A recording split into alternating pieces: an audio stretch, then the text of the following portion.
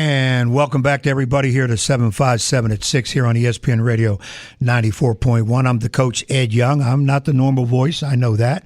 Matt Hatfield, my partner on Saturday Morning Sports Talk, normally drives this ship here, but he's on assignment. We'll hear from Matt a little bit later. But right now we're hearing, people, very rarely we can get some big timers. I mean, people out there that are tremendous in the field. And the reason a lot of times we can't get them, they're so used by everybody else. But I happened to sneak a call into a longtime friend of mine, taking a wild gamble choice, and a man said yes. I'll be glad to come on. And after I picked myself from fainting, I was excited. We have with us right now ESPN analyst Seth Greenberg on the line. Seth, you out there?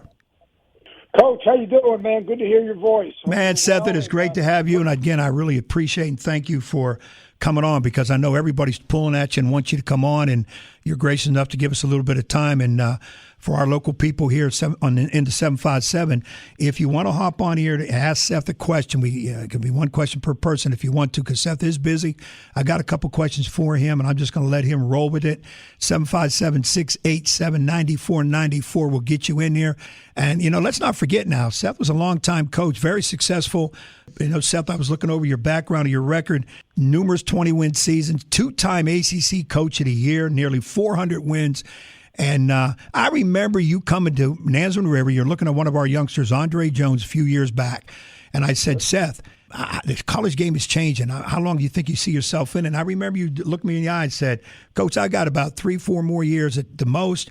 I'm done, and then I'm going to be a talking head. I said, what? Yeah, I'm going to be a talking head. ESPN, Fox Sports, whoever. I'm going to get a shot at what everybody else is doing. And son of a gun, if you weren't right, you left Virginia Tech, you went to ESPN, and you have done a tremendous job. But I got to ask you, are you done coaching? Well, first of all, Coach, I wasn't planning to leave that soon. They had me leave. So well, that's a whole nother story. Thank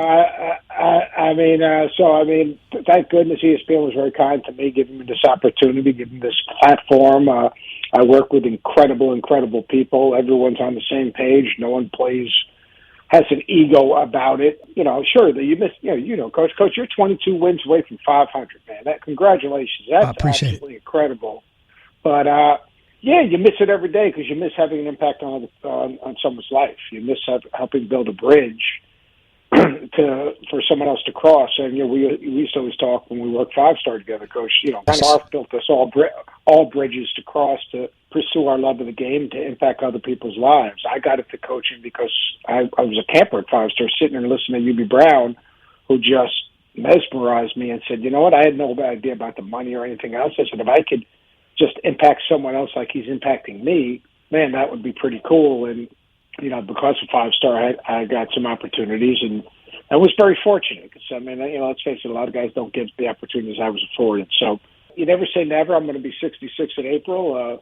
I'm not sure how many people would be looking for a 66-year-old head coach that, beat 4 number 1 teams and won at hard places. But I've got a great job with great people. I've got a good quality of life, and but you miss it because, as you miss the impact. The impact not today, but in the future. Right, and it's like you said, it's a relationship. We just had Dave Macedo, head coach of Virginia Wesleyan, who's been tremendously successful and still going at it. And he said the biggest thing in his coaching life is not the X's and O's, obviously. It's the relationship you build with your players to see them play hard and then see them succeed in the future at whatever endeavors they go. But yeah, Seth, we can be on here forever, but I don't want to take a lot of your time. I know we met at 5-star, and that's a whole nother story, because what happened at 5-star among all the coaching, all the players who used to not go to the AAU circuit, they went to a camp like a 5-star or Cronauer camp. That's gone. And we're not going to see that ever again. And that something is big that Garfinkel and Will Klein started years ago. UB Brown involved, and guys like yourself and Dave Odom kept it going. Jerry Wainwright. That's something very different.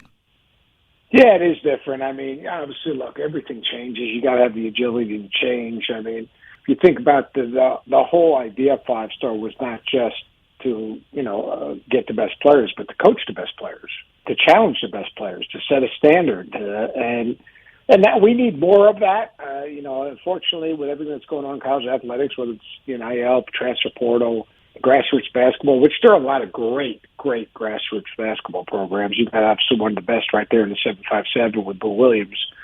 But I think we're losing something, and the thing we're losing is too many coaches are afraid to coach their teams. Too many coaches are afraid to set a standard. Too many coaches are afraid to really challenge someone to get somewhere they can't get themselves. And it doesn't mean be demean. That means set the bar high.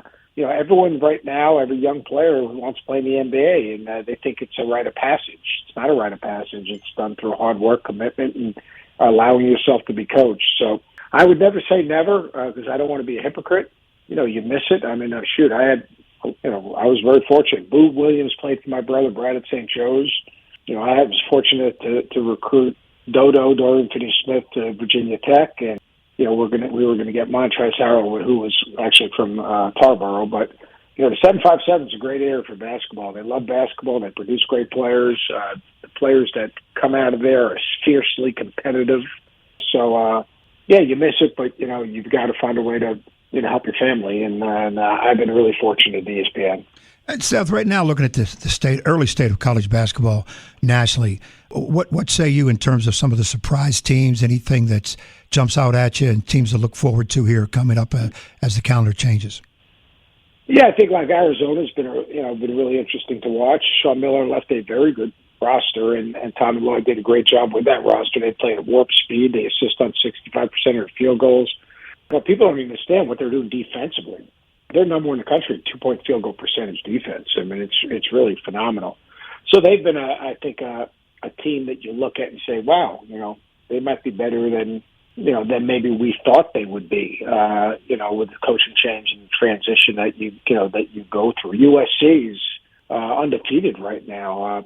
Another team that's built on the defensive end, but a veteran team. What you're finding out, Coach, is the teams, the veteran teams, the teams with seniors and juniors, the teams that have used the portal to get older. Iowa State, they get Gabe Kalsher from Minnesota. They get Isaiah Brockington from Penn State. They get Caleb Gill, who was a double transfer back to Iowa State. They're bringing in mature guys that surrender to being winning players. They're not caught up in being the leading scorer, being the leading rebounder. They're surrendering to the good of the group. They're surrendering to getting lost in their teammates, getting lost in the process, getting lost in competing, getting lost in championing a role. And that's been the interesting thing. So I think, look, this season's going to be phenomenal. I mean, Purdue is so good. Their ball movement's good. I think it's one of the greatest coaching jobs in the country. Like we're talking tomorrow on air about preseason player of the year candidates, and I think you'd appreciate this, Coach. I got Trevion Williams this one, and he doesn't even start. Here's a guy that was preseason 13 All-American, and he's coming off the bench. 6 times he's gotten 20 and 10. But if he was not a great teammate, if he didn't care about winning, if he didn't, want to obviously do whatever he could to help, he didn't have to embrace that role. But he embraced that role. By embracing that role, that enabled this team to be a team that you look at and say, wait a second, these guys could win a national championship. So, the season's going to be great. I just hope obviously we have this little setback right now with the cancellations and what's going on with this Omicron variant, and it's surely a concern. There's no doubt about it. The virus controls us. We don't control the virus, and we've got to make good decisions. But the decision we can make is please, the people that are behind the science know what they're doing. And, get vaccinated, get boosted, get healthy, stay healthy. That's just so important as we move forward. You mentioned that COVID. That could be a hour-long talk on all the situation with that. It has affected somewhat the infrastructure of college hoops. You did mention something that I do want to go over quickly with you is the transfer portal. I mean, that's big verbiage now because hundreds and hundreds and hundreds of kids. Now, you and I know there was a transfer portal somewhat for years, but never really thought of. A few kids here and there, disenchanted, whatever. Now you're talking tons of kids, and it changed recruiting. I mean, a lot of high school kids get caught up, but they really don't get recruited unless they're high energy type kid, high structure kid, because so many veterans are in that portal. Talk about that and how it's affected college basketball. Yeah, they're going to be players that slip through the cracks, and you're right. I mean, I'm speaking to some of my friends as well. We're going to try to sign the top 25 guys if we can't. Instead of recruiting a guy that we that quote unquote that we have to develop, they don't realize we have to develop them, but have to be developed. And then all of a sudden they're going to be disenchanted and they're going to transfer anyway. it's better off to hold a scholarship or two for the portal. And that's happening. There's no doubt about it. And it's sad. If I was a mid-major coach, though, man, I'll tell you one thing. I think I'd make a killing, because the one thing that I don't think people do a good job of these days is evaluating. They see where a guy is. They don't see where a guy is going. And I think, that's where, if you're a good mid-major program, and I say mid-major, anyone can be you can create a high major program at a mid-major conference. We're seeing that all the time. I mean, my Long Beach State teams had 5 pros. I mean, we were far from a mid-major program. We went into Kansas and won. So, but there are players out there if you do a good job evaluating, and that's the key to the whole thing, is evaluating. But there'll be some young people. The two things are going to happen, Coach, and you understand it, is one, there'll be high school kids that lose an opportunity because of the portal, and the second thing is there'll be kids that go in the portal and don't get a scholarship, and then they walked away from a scholarship and a free education. Absolutely. Could go both ways. We're talking with Seth Greenberg, ESPN basketball analyst. You hear him on game day. Always you hear him with everybody else that's up there. Former longtime college coach. His last gig was at Virginia Tech, where he did a tremendous job there. 2-time ACC Coach of the Year. Seth, the other thing to look at is, we see some of the heavyweights, some of the legends. Krzyzewski leaving after this year. Roy Williams, somewhat surprisingly, said, hey, I'm done. Mark Turgeon, not retiring, but early in the year with a winning record, says, hey, I'm done. And it seemed like some of the fans kind of forced him out, a whole story there. But what's your reaction? I know coaches come and go, but when we see heavyweights like this leave, what's your thoughts on those? You can't do forever. Coach K, Coach Williams, eventually Coach Bayham will have to step down, Jim Larinaga. I mean, there's eventually going to be a change in the guard. Leaving on your own terms is a great thing. Think about what Mike's done for 41 years. I mean, like we all knew him when he was Mike. Now he's Coach K. I think Coach Williams, walked away because he didn't like the direction things were going, and, he had the opportunity to do that on his own terms. Mark Turgeon, what they did at Maryland is, to me, it's disgusting. What fan is short for fanatic? And I understand, he hasn't won a national championship. He won a Big Ten championship.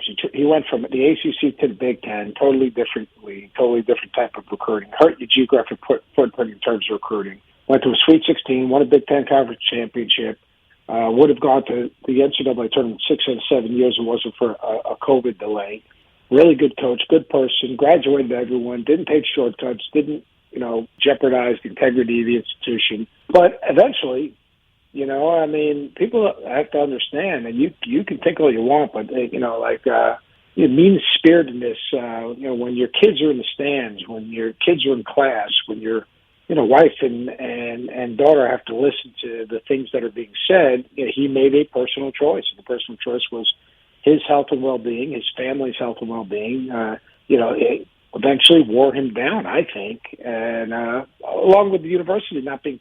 You can talk about commitment, but they're one of only 2 Power 5 conference schools that don't have a practice facility. That's amazing. Think about that. That's amazing. It's amazing. So Mark Turgeon did a great job. I'm sure he'll get another job. But coaching's hard. Now, guys get paid a lot of money, and that's great. But as you know, obviously it's different in high school, but none of us got into it for the money. I didn't get into coaching for the money. I didn't know until I went to Virginia Tech. I never even asked how much I was getting paid, ever. As an assistant coach, as a head coach at Long Beach State, I had no idea. When I went to South Florida, I had no idea. When I went to Virginia Tech, the only thing I asked about is about the buyout. So, everyone gets caught up like none of us. I mean, that was not the thing. You got lost in the game. You loved teaching the game. You wanted to help people succeed. And the money just changed. I mean, that's just the way it was in college basketball. The money has changed. We didn't change the money. Others changed the money. And whether it's television contracts and ESPN and the SEC Network, the ACC Network, and Fox getting in the mix. But, we've all been fortunate. We've all been blessed because we've all had, really great young people to help navigate the real world. Like I got a call yesterday, a FaceTime call from Jamon Gordon, who was one of the first players I recruited at Virginia Tech, who was Defensive Player of the Year, helped us win at Duke and Carolina the same year, with his grandma, who's in the hospital. And his grandma just said, I want to speak to Coach Greenberg. And all of a sudden, I'm sitting here in my office talking to Grandma Proctor. I mean, that's why we all got into coaching. And, the money came well after all of the main reason why we invested in trying to help someone else and pursuing his career in coaching. Well, Seth, I tell you what, we could spend hours on here. So many I want to ask you, but obviously I'm up against it. But I do want to get you out on one more thing because I think it's big in college sports in general. And we've always heard about this through the football side of it, where all these schools are changing conferences, and a lot of it's on football. How does it affect the basketball side of it? Is it two different animals completely? I know football has less teams, but let's talk about that. And then you got to give me a promise down the road. We got to get you back on. Be glad to, Coach. Again, look, it is what it is. I was at Virginia Tech, moving from the Big East to the ACC. It was the greatest move in the history of Virginia Tech because the ACC fit our geographic footprint. On the other hand, like Gary Williams or Maryland went from the ACC to the Big Ten, it really didn't fit their geographic footprint. The only reason it works now is because you got Penn State and Rutgers joining them, so at least you can recruit that I-95 corridor. It is what it is. Eventually, we're going to have 5 or 6 conferences. And then the other conferences are going to decide how they're going to want to conduct their business. There'll still be an NCAA tournament, but it's you coach your team, and if you can't recruit your geographic footprint, you can't have a program. At Virginia Tech, if we couldn't recruit that corridor from obviously up to Charlotte and Atlanta, over to Maryland and obviously our state and the state of North Carolina, we couldn't win. So sometimes it helps, sometimes it hurts. It's not going to change. There's going to be more movement. That's just the way it is. So you deal with it. But you get your team ready, and you try to, like anything else, I always said, it's real simple. When we put together how we're going to try to play, we try to put together a system that we can beat the best teams in our conference. And if we can do that, we can beat everyone else. And that's what we try to do, and I would hope that most coaches would kind of take a similar approach. Well, I'll tell you what, Seth, I appreciate we went a little overboard with you. I appreciate the time you're giving us. I know you're busy. What game you have next coming up on ESPN? I'm going tomorrow. I got Kentucky, Western Kentucky, which is, and then Tennessee, Arizona's on ESPN 2 at 7, and we got Duke, Virginia Tech, actually, at 9 o'clock on ESPN 2. So we got 3 games tomorrow. I'll be in the studio from 6 o'clock to about 11 o'clock, just watching ball, talking ball. Life is good. Well, I appreciate you talking ball with us here. And please, we got to get you back on. I know we have people that wanted to talk to you, but time is limited. And I appreciate it, Seth. Hats off to you, and great talking to you again.